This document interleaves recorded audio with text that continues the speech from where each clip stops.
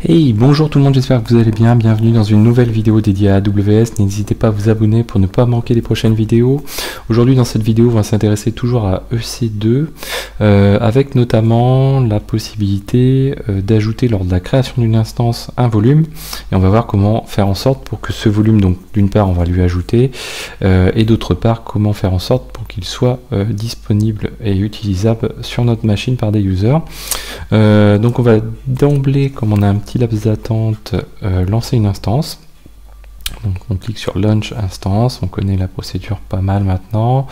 On configure l'instance, on n'a pas de détails particuliers. Par contre ici on va rajouter un storage, add new volume. Donc là c'est de l'Elastic Block Storage, donc c'est le service dédié au stockage de un des services dédiés au stockage de Elastic. Nous, on sélectionne celui-ci par défaut. On va lui mettre un volume de 10, comme ça on va pouvoir le différencier facilement de l'autre. On va cliquer sur Delete on Termination, ce qui permet que si on arrête l'instance, le volume est supprimé quoi qu'il arrive, ce qui n'est pas souhaitable dans certains cas, hein, si on veut conserver de la data. Voilà. On n'a pas d'encryptage de fait. On peut rajouter des tags, donc on peut rajouter un tag storage ici en mettant voilà 1 par exemple, comme ça on pourrait imaginer qu'on a des identifications via les tags pour dire les machines ont du storage ou pas. De toute façon on peut le retrouver par ailleurs. On va rajouter notre security group qui est là le port 22 utilisable de toutes les IP. Je rappelle que c'est pas recommandé non plus. Et là, on a un récapitulatif, donc on va le lancer et on ajoute notre clé, bien sûr, à la fin. Donc on lance ça, on se rend ici pour checker que tout se passe bien. Voilà. Alors, comment on va procéder? Donc une fois qu'on va avoir la machine de livret, on va lister les devices, les périphériques grâce à LSBLK. On va pouvoir constater les périphériques présentes. Et on va checker ensuite que le périphérique qui a été donc le deuxième périphérique ajouté dispose ou non de file system. S'il en a déjà, bien sûr, on n'a rien à faire. S'il en a pas, là il va falloir en mettre en place un. Donc pour ça, on veut faire un file system de type XFS. Donc on va installer XFS Progs qui permet donc d'utiliser MKFS pour créer du XFS sur un device. Donc nous on va l'affecter sur le, donc ensuite on va faire un MKFS-T XFS de notre device. Donc on va, du coup notre device va disposer d'un file system. Ensuite on va créer un répertoire sur lequel on montera ce device en question.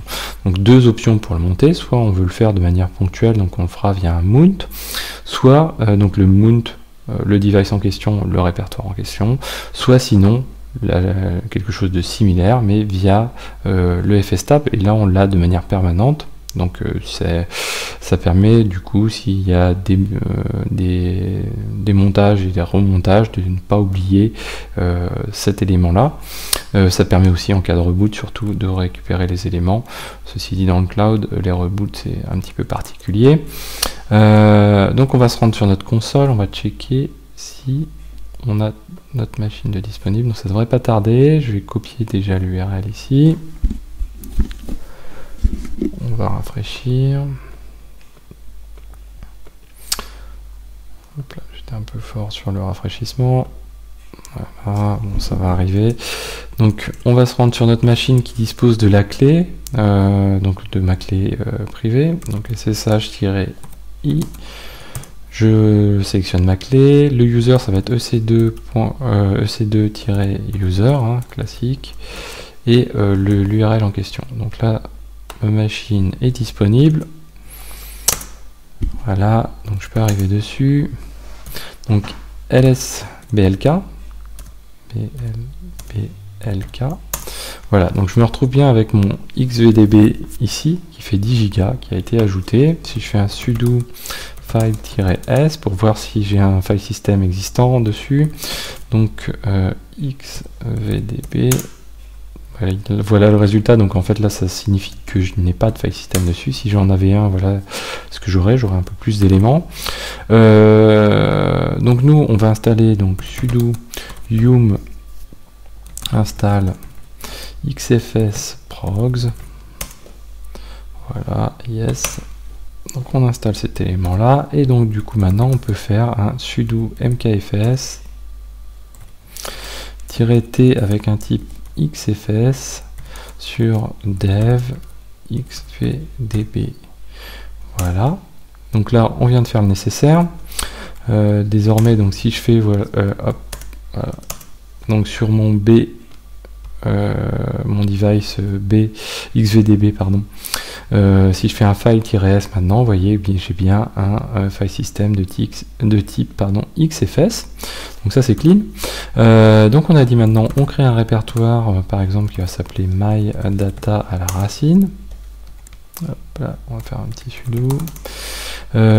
À l'heure actuelle, qu'est-ce que j'ai ici? J'ai pas grand chose de monté, hein, donc c'est cool.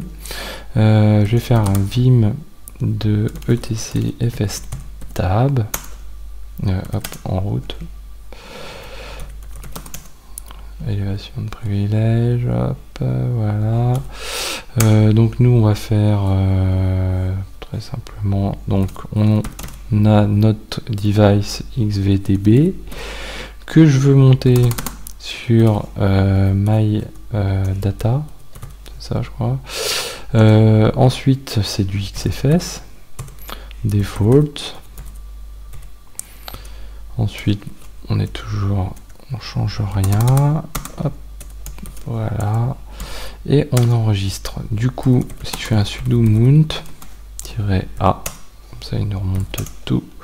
Qu'est-ce que j'ai? J'ai bien le répertoire mydata qui existe là et qui correspond bien à mon disque qui fait bien mes 10 Go en question. Voilà, donc j'espère que cette vidéo vous a plu. Quelque chose de très simple, assez classique.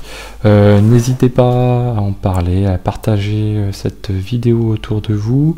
N'hésitez pas également à commenter pour compléter cette vidéo. N'oubliez pas le Tipeee, il suffit simplement d'aller voir une vidéo sur le Tipeee et ça permet de contribuer à la chaîne. Moi je vous dis à très bientôt sur Xavki.